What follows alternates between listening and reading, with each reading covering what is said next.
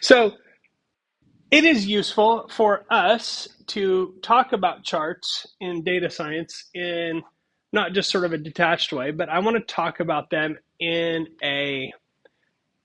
as part of a exercise in understanding a data phenomenon. And I think an interesting data phenomenon is this one here. And if we start looking at data from around the world, and we start looking at ice cream sales and shark attacks,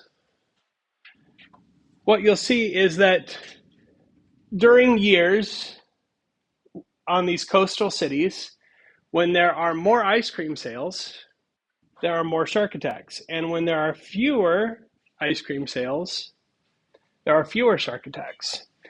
And so that might lead an educated person to say, well, obviously, the ice cream sales are causing the sharks to attack people.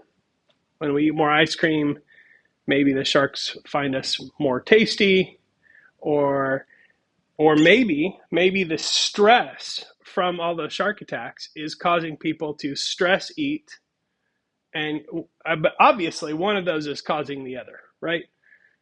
Well, maybe that's not so obvious. So if we take a look at the data in a useful way, using some of these visualizations, maybe we can understand what's going on here between sharks and ice cream.